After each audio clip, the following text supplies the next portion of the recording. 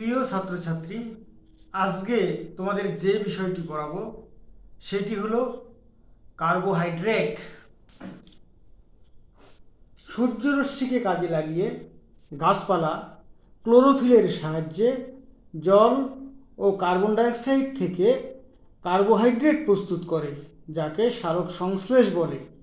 এগুলো তোমরা নিচু ক্লাসগুলোতে পড়ে এসেছ। জীবজন্তু কিন্তু কার্বোহাইড্রেট প্রস্তুত করতে পারে না, আর এজন্য প্রাণী জগৎকে কার্বোহাইড্রেটের জন্য এই গাছপালার উপর নির্ভর করতে হয়। আমাদের খাদ্যের প্রধান উপাদান হলো কার্বোহাইড্রেট।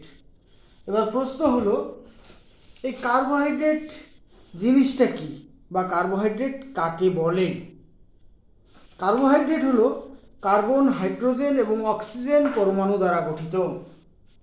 অধিকাংশ কার্বোহাইড্রেটের সাধারণ সংকেত CxH2Y, CxH2O, এটা একটা ব্র্যাকেটে রেখে ব্র্যাকেট ক্লোজ করে Y। এটা হচ্ছে অধিকাংশ কার্বোহাইড্রেটের সাধারণ সংকেত।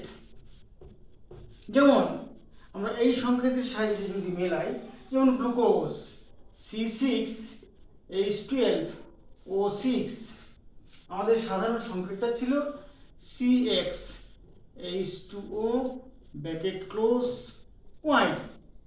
এখানে গ্লুকোজের ক্ষেত্রে X এর মান হচ্ছে 6 আর Y এর মানও হচ্ছে 6। একই রকম ভাবে যেমন হচ্ছে ফ্রুক্টোজেরও সাধারণ সংকেত হচ্ছে C6H12O6। আমরা যদি বলি একই সাধারণ সংকেতের সাহায্যে লেখা যায় অ্যারাবিনোজের সংকেত C5H10O5। এটা যদি আমরা এই সাধারণ সংকেতের সাথে মেলাই, তাইলে সংকেতটা দাঁড়াবে C5H2O ব্র্যাকেট ক্লোজ করে 5। এবং রাইবোজের ক্ষেত্রে যদি বলি, রাইবোজের সংকেত হচ্ছে একই রকম ভাবে এই অ্যারাবিনোজের মতোই C5H10O5। অর্থাৎ এই সাধারণ সংকেতের সাহায্যে যদি আমরা মেলাই, সেই সংকেতটা হবে C5 ফার্স্ট ব্র্যাকেট শুরু H2O ব্র্যাকেট ক্লোজ দিয়ে 5। এই অধিকাংশ কার্বোহাইড্রেটের সাধারণ সংকেতটা এরকম। কিন্তু কিছু যৌগ আছে যেগুলো কার্বোহাইড্রেট হলেও সাধারণ সংকেত CX ব্র্যাকেট দিয়ে H2O ব্র্যাকেট ক্লোজ করে Y এরূপ নয়। অর্থাৎ CxH2O ব্র্যাকেট ক্লোজ Y এরূপ হয় না। তার দু একটা উদাহরণ আমি দিচ্ছি। যেমন র্যামনোজ, আমি বললাম র্যামনোজের সংকেত হচ্ছে C6H12O5। C6H12O5 র্যামনোজ এই কিন্তু এই সাধারণ সংকেত CxH2O ব্র্যাকেট ক্লোজ Y এর সাথে মেলে না এর সংকেতটা। কিন্তু র্যামনোজ একটি কার্বোহাইড্রেট। কিংবা ডিঅক্সিরাইবোজ যদি আমরা বলি, ডিঅক্সিরাইবোজের সংকেত হচ্ছে C5H10O4।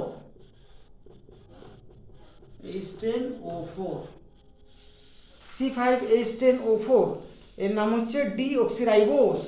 এরও সাধারণ সংকেত CX ফার্স্ট ব্র্যাকেটের ভিতরে H2O ব্র্যাকেট ক্লোজ করে Y এই সাধারণ সংকেতের সঙ্গে মেলে না। এরূপ আবার কতগুলি যৌগ আছে যেগুলো কার্বোহাইড্রেট নয়, অথচ এদের সাধারণ সংকেত CxH2Y H2O ব্র্যাকেট ক্লোজ করে Y এর সঙ্গে মিলে যায়। যেমন আমরা বলি ফর্মালডিহাইডের সংকেত যদি বলি আমরা, ফর্মালডিহাইডের সংকেত HCHO ফর্মালডিহাইড, অর্থাৎ CH2O ব্র্যাকেট ক্লোজ, এখানে C এর মান 1, H2O এখানেও 1। কিন্তু ফর্মালডিহাইড কিন্তু কার্বোহাইড্রেট নয়। মনে রাখতে হবে, ফর্মালডিহাইড এরকম সংকেতযুক্ত হলেও ফর্মালডিহাইড কার্বোহাইড্রেট নয়। কিংবা আমরা যদি বলি অ্যাসিটিক অ্যাসিডের সংকেত CH3COOH।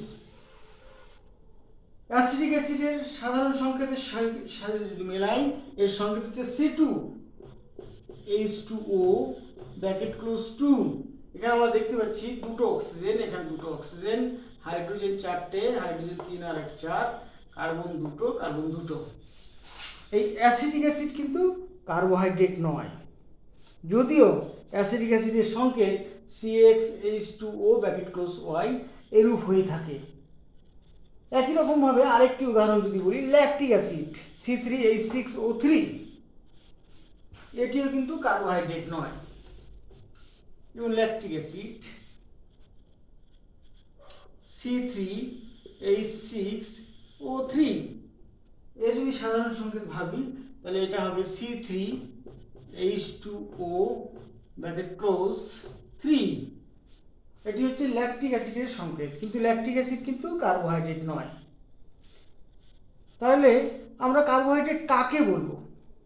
পুরনো ধারণা যেটা ছিল কার্বোহাইড্রেটের সাধারণ সংকেত CxH2O ব্র্যাকেট ক্লোজ Y, এই ধারণাটা ঠিক নয়।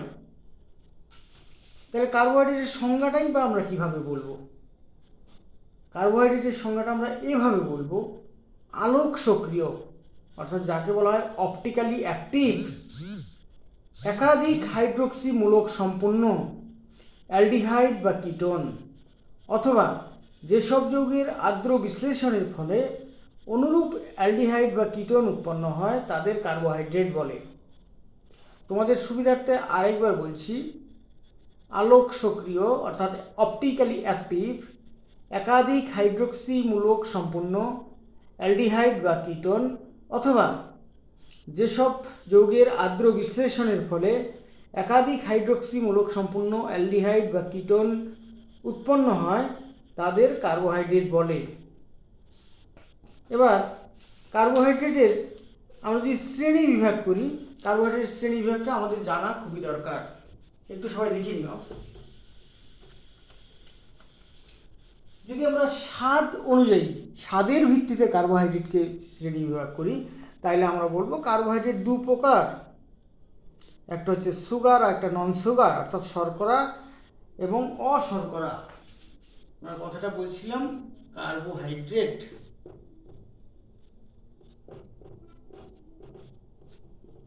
স্বাদের ভিত্তিতে কার্বোহাইড্রেটকে আমরা বললাম দু প্রকার, একটা হচ্ছে সুগার শর্করা, আর একটা হচ্ছে অশর্করা বা যাকে বলি নন সুগার।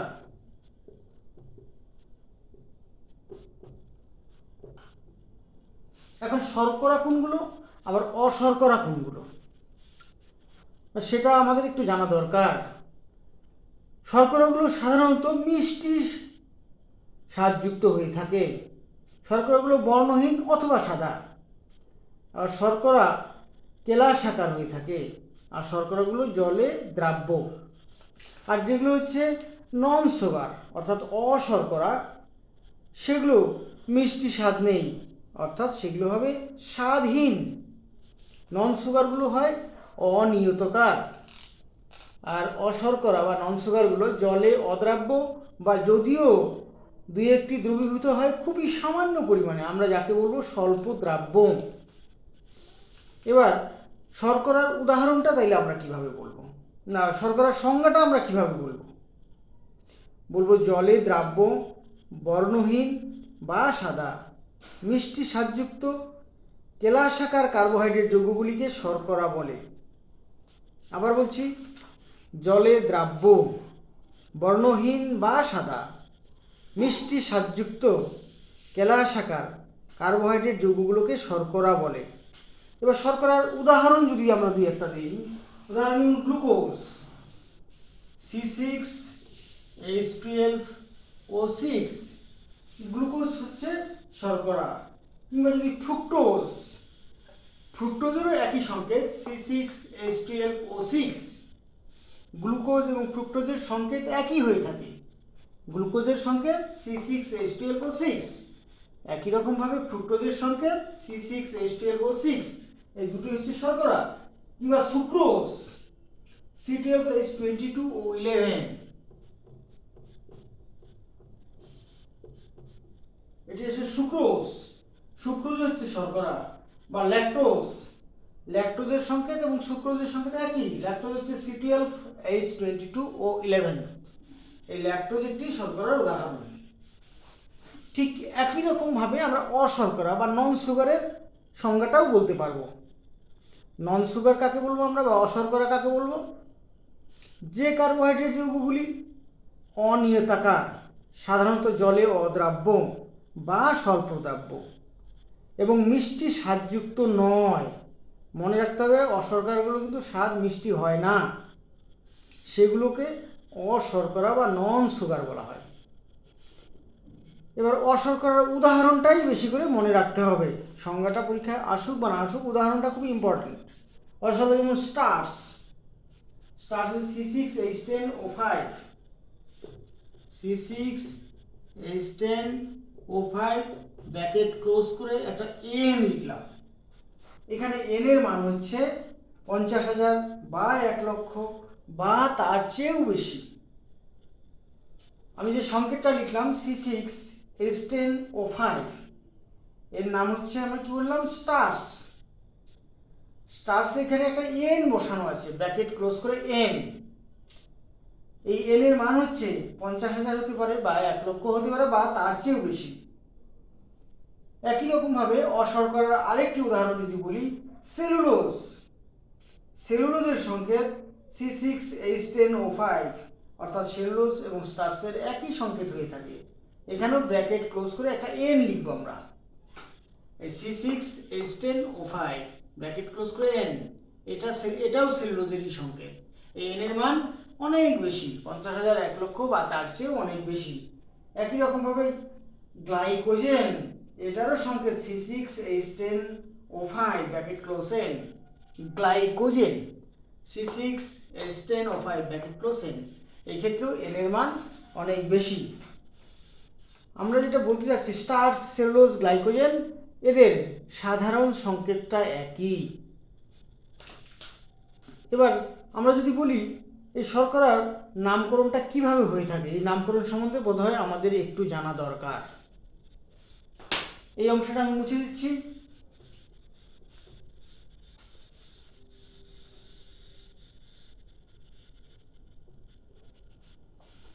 যে কোনো কার্বোহাইড্রেটের নামের শেষে ওস থাকে, OAC, ওস, আমরা বলি ও বর্গীয় ওস। যে কোনো কার্বোহাইড্রেটের নামের শেষে থাকে ওস। যদি অ্যালডিহাইড মূলকযুক্ত কার্বোহাইড্রেটকে বলা হয় অ্যালডোস। অ্যালডিহাইড মূলক কোনগুলো? আমরা এর আগের ক্লাসে পড়ে আসছি, CHO, এই মূলকটাকে বলা হয় অ্যালডিহাইড মূলক। যদি কোনো কার্বোহাইড্রেটে অ্যালডিহাইড মূলক থাকে, সেই কার্বোহাইড্রেটকে বলা হয় অ্যালডোস। আবার কোনো কার্বোহাইড্রেটে যদি কিটো মূলক থাকে, কিটো মূলক মানে CO, এরকম সিঙ্গেল বন্ড C, এই পাশে একটা single bond, double bond O, এই CO গ্রুপ বা কিটো গ্রুপ যদি থাকে কোনো কার্বোহাইড্রেটে, সেই কার্বোহাইড্রেটগুলোকে বলা হয় কিটোজ। যেমন গ্লুকোজ C6H12O6, এখানে একটি CH মূলক এবং 6টি অক্সিজেন থাকায় এর নাম অ্যালডোহেক্সোজ। আমরা গ্লুকোজের সংকেতটা একটু লিখে দেখি, দেখো সবাই একটু লক্ষ্য করবে ভালো করে।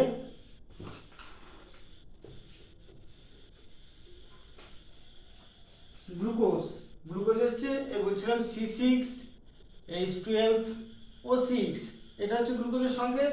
এটাকেই আমরা ভেঙে লিখব। গ্লুকোজে কার্বন আছে 6টা, 3, 4, 5, CH2OH। আর গ্লুকোজ আমি বললাম অ্যালডিহাইড মূলক থাকে CHO, এই গ্রুপটা হচ্ছে অ্যালডিহাইড গ্রুপ। এবার কতগুলো H আর OH মূলক থাকবে, H, OH, H, H, বাকিগুলো OH, H, OH, OH। এটি হচ্ছে গ্লুকোজের সংকেত। আমরা এখানে দেখতে পাচ্ছি এই গ্লুকোজে হচ্ছে CHO মূলক আছে, অর্থাৎ এই মূলকটা CHO, এটা কোথায় আছে? গ্লুকোজের সংকেত আমরা দেখতে পাচ্ছি এখানে আছে। এই গ্লুকোজে এই CH মূলক থাকায় এর নাম হচ্ছে অ্যালডোহেক্সোজ। একই রকম ভাবে ফ্রুক্টোজের কথা যদি ভাবি, ফ্রুক্টোজের সংকেত হচ্ছে C6H12O6। ফ্রুক্টোজ যদি ভাবি সেটার সংকেত C6H12O6, কিন্তু ফ্রুক্টোজে অ্যালডিহাইড মূলক নেই। ফ্রুক্টোজের সংকেতটা আমি একটু লিখছি, তোমরা একটু লক্ষ্য করো। ফ্রুক্টোজে আছে CO গ্রুপ। ফ্রুক্টোজের সংকেতটা এরকম CH2OH C double bond O। আমি আগে 6টা কার্বন দিয়ে নিই, 3 4 5 6 CH2OH। এইখানে 4 হয়ে গেছে, এখানে OH, এখানে H H OH OH H 1 2 3 4 5 6। এটা হচ্ছে ফ্রুক্টোজের সংকেত। ফ্রুক্টোজের সংকেত আমরা দেখতে পাচ্ছি এখানে একটা CO গ্রুপ আছে, এই গ্রুপটা C ডাবল বন্ড O, এই গ্রুপটাকে বলা হয় কিটো গ্রুপ। CO গ্রুপ আছে ফ্রুক্টোজে, এই কিটো গ্রুপ থাকায় ফ্রুক্টোজকে বলা হয় কিটোহেক্সোজ। ফ্রুক্টোজে একটি CO গ্রুপ আর 6টি অক্সিজেন আছে, এই ফ্রুক্টোজকে বলা হয় কিটোহেক্সোজ। এবার আর্দ্র বিশ্লেষণের উপর ভিত্তি করে কার্বোহাইড্রেটকে আবার আমরা শ্রেণী বিভাগ করতে পারি, সেটা একটু সবাই লক্ষ্য করবে ভালো করে। আর্দ্র বিশ্লেষণের উপর ভিত্তি করে কার্বোহাইড্রেটকে কিভাবে শ্রেণী বিভাগ করা যায়।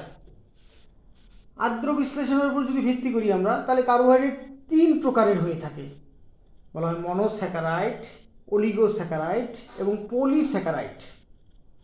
আর্দ্র বিশ্লেষণের উপর ভিত্তি করে কার্বোহাইড্রেট 3 প্রকার, মনোস্যাকারাইড, অলিগোস্যাকারাইড এবং পলিস্যাকারাইড। এবার মনোস্যাকারাইড কোনগুলো?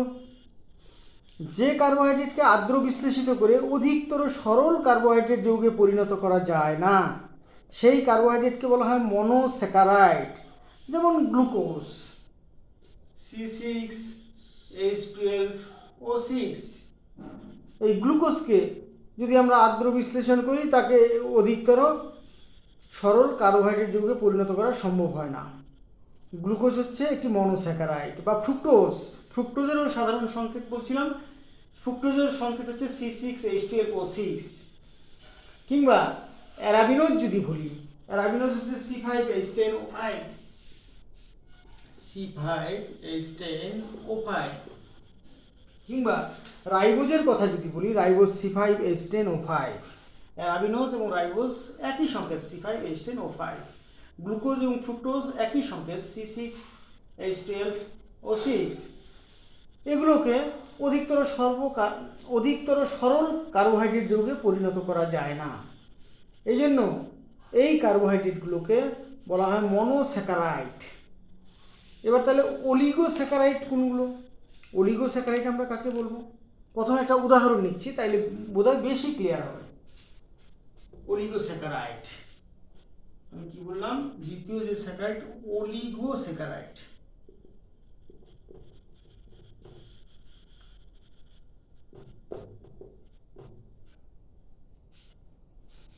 যেমন একটা উদাহরণ আমরা বললাম সুক্রোজ C12H22O11। একে যদি আমরা জল দ্বারা আর্দ্র বিশ্লেষণ করি, অ্যাসিড মাধ্যমের দরকার হবে C6H12O6 প্লাস C6H12O6। এটার নাম গ্লুকোজ আর এটার নাম ফ্রুক্টোজ। অর্থাৎ সুক্রোজের আর্দ্র বিশ্লেষণে গ্লুকোজ এবং ফ্রুক্টোজ উৎপন্ন হয়। এখানে 2টি মনোস্যাকারাইড উৎপন্ন হলো। কি কি 2টি মনোস্যাকারাইড? একটি হচ্ছে গ্লুকোজ, একটি হচ্ছে ফ্রুক্টোজ। এই জন্য সুক্রোজকে বলা হয় অলিগোস্যাকারাইড। অলিগোস্যাকারাইডের সংজ্ঞাটা আমরা কি বলবো? যে কার্বোহাইড্রেটের আর্দ্র বিশ্লেষণে 2 থেকে 10টি মনোস্যাকারাইড উৎপন্ন হয়, সেই কার্বোহাইড্রেটকে বলা হয় অলিগোস্যাকারাইড। আমি আরেকটি উদাহরণ নিচ্ছি, যেমন র্যাফিনোজ। র্যাফিনোজের সংকেতটা একটু দেখে নাও তোমরা।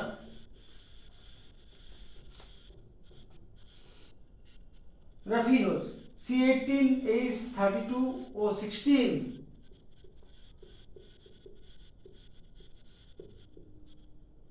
এটা কি নাম বললাম? র্যাফিনোজ। এই র্যাফিনোজকে যদি আমরা আদ্র বিশ্লেষণ ঘটাই তাইলে কি হবে? র্যাফিনোজের আদ্র বিশ্লেষণে গ্লুকোজ, ফ্রুক্টোজ এবং গ্যালাক্টোজ উৎপন্ন হয়। গ্লুকোজের সংকেত আমরা জানি C6H12O6 প্লাস, ফ্রুক্টোজের সংকেত আমরা জানি C6H12O6 প্লাস, গ্যালাক্টোজের আমরা সংকেত জানি C6H12O6। তাহলে র্যাফিনোজ এর নামটা লিখে দিচ্ছি তোমাদের সুবিধার্থে, র্যাফিনোজ। এই র্যাফিনোজের আদ্র বিশ্লেষণ করলে গ্লুকোজ, ফ্রুক্টোজ এবং গ্যালাক্টোজ উৎপন্ন হয়, অর্থাৎ এক্ষেত্রে 3টি মনোস্যাকারাইড উৎপন্ন হয়। এই 3টি মনোস্যাকারাইড বা ট্রাইস্যাকারাইড উৎপন্ন হচ্ছে এখানে। এই জন্য র্যাফিনোজ একটি অলিগোস্যাকারাইড। যে কার্বোহাইড্রেটের আদ্র বিশ্লেষণে 2টি মনোস্যাকারাইড উৎপন্ন হয় তাকে বলা হয় ডাইস্যাকারাইড। আবার যে কার্বোহাইড্রেটের আদ্র বিশ্লেষণে 3টি মনোস্যাকারাইড উৎপন্ন হয় তাকে বলা হয় ট্রাইস্যাকারাইড। আবার যে কার্বোহাইড্রেটের আদ্র বিশ্লেষণে 4টি মনোস্যাকারাইড উৎপন্ন হয় তাকে বলা হয় টেট্রাস্যাকারাইড। তাইলে আমি এখানে যে র্যাফিনোজ বললাম, র্যাফিনোজের আদ্র বিশ্লেষণে 1, 2, 3 এই 3টি মনোস্যাকারাইড উৎপন্ন হচ্ছে, এই জন্য র্যাফিনোজকে বলা হয় ট্রাইস্যাকারাইড। এর আগে আমরা সুক্রোজের উদাহরণ দিয়েছিলাম। সুক্রোজের আদ্র বিশ্লেষণ করলে গ্লুকোজ এবং ফ্রুক্টোজ উৎপন্ন হয়, অর্থাৎ 2টি মনোস্যাকারাইড উৎপন্ন হয়, এই জন্য সুক্রোজ হচ্ছে ডাইস্যাকারাইড। এবার টেট্রাস্যাকারাইডের একটা উদাহরণ আমরা নিয়ে নিই। টেট্রাস্যাকারাইডের একটা উদাহরণ নিচ্ছি, স্ট্যাসিওজ। একটু ভালো করে সবাই লক্ষ্য করবে, C24H42O21,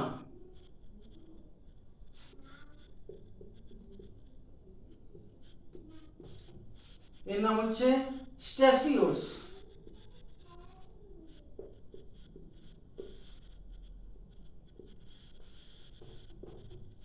এর যদি আদ্র বিশ্লেষণ করি,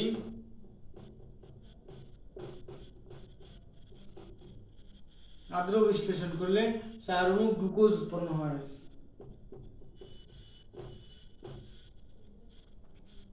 স্ট্যাসিওজ এর আদ্র বিশ্লেষণে 4 অণু C6H12O6 উৎপন্ন হচ্ছে, অর্থাৎ 4 অণু গ্লুকোজ উৎপন্ন হচ্ছে, এই জন্য স্ট্যাসিওজ হচ্ছে টেট্রাস্যাকারাইড। আমরা 2 ধরনের স্যাকারাইড বললাম, মনোস্যাকারাইড এবং অলিগোস্যাকারাইড। আদ্র বিশ্লেষণের উপর ভিত্তি করে কার্বোহাইড্রেট 3 প্রকার, মনোস্যাকারাইড, অলিগোস্যাকারাইড, পলিস্যাকারাইড। এবার আমরা বলবো পলিস্যাকারাইড কাকে বলে। যে কার্বোহাইড্রেটের আদ্র বিশ্লেষণের ফলে বহু সংখ্যক মনোস্যাকারাইড উৎপন্ন হয় তাকে বলা হয় পলিস্যাকারাইড। আবারও বলছি, যে কার্বোহাইড্রেটের আদ্র বিশ্লেষণে বহু সংখ্যক মনোস্যাকারাইড উৎপন্ন হয় তাকে বলা হয় পলিস্যাকারাইড। একটা উদাহরণ দিচ্ছি, স্টার্চ। স্টার্চের উদাহরণটাই আশা করি বিষয়টা পরিষ্কার হয়ে যাবে। স্টার্চের সাধারণ সংকেত C6H10O5, C6H10O5 bracket close N। একে যদি আমরা আদ্র বিশ্লেষণ করি,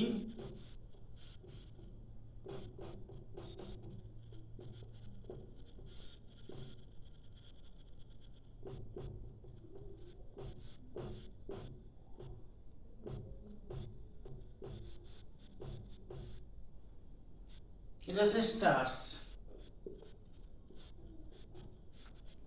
স্টার্চের সংকেত হচ্ছে C6H10O5 ব্র্যাকেট ক্লোজ N। এই N এর মান কত? আমি বলছিলাম N এর মান 50,000 বা 1 লক্ষ বা তার চেয়ে অনেক বেশি। এই স্টার্চের আদ্র বিশ্লেষণ করলে গ্লুকোজ উৎপন্ন হয়। এখানে এন এর মান যত হয় ঠিক অত সংখ্যক গ্লুকোজ উৎপন্ন হয়। এন এর মান যদি 2 লক্ষ হয় তাহলে 2 লক্ষ গ্লুকোজ উৎপন্ন হয়। অর্থাৎ এই স্টার্চের আর্দ্র বিশ্লেষণে বহু সংখ্যক মনোস্যাকারাইড উৎপন্ন হয়। এই জন্য স্টার্চকে বলা হয় পলিস্যাকারাইড। আমি আজকে যেগুলো পড়ালাম প্রিয় ছাত্রছাত্রীদের বলছি, তোমরা যে অংশগুলো ভালো করে একটু পড়ে আসবে। কার্বোহাইড্রেট কাকে বলে, কার্বোহাইড্রেটের সংজ্ঞাটা একটু ভালো করে পড়বে, এবং সঙ্গে যে উদাহরণগুলো দিলাম সেগুলো খুবই ইম্পর্ট্যান্ট। কার্বোহাইড্রেটের শ্রেণী বিভাগটা অবশ্যই পড়বে, সেই ক্ষেত্রে স্বাদের ভিত্তিতে শ্রেণী বিভাগ, এবং প্রতি ক্ষেত্রে উদাহরণগুলো অবশ্যই মনে রাখবে বেশি করে। এবার শর্করা এবং অশর্করা এর সংজ্ঞা এবং উদাহরণ এবং এর নামকরণগুলো কিভাবে হয়েছে সেটা। এবার আর্দ্র বিশ্লেষণের উপর ভিত্তি করে কার্বোহাইড্রেটের প্রকারভেদ, আমি বললাম 3 প্রকার, মনোস্যাকারাইড, অলিগোস্যাকারাইড এবং পলিস্যাকারাইড। এই 3 প্রকারেরই সংজ্ঞাগুলো একটু পড়বে, সঙ্গে উদাহরণগুলো। আজকে তোমাদের এইটুকুই থাকবে। আমি যে অংশগুলো পড়ালাম সেগুলো বাড়িতে বারবার একটু প্র্যাকটিস করবে। বারবার প্র্যাকটিস করলে বিষয়গুলো আয়ত্তে আনতে পারবে। আমি কিছু প্রশ্ন তোমাদের গ্রুপে পোস্ট করে দেবো, এরপরে তোমরা সেগুলোর উত্তর নিজেরা লেখার চেষ্টা করবে।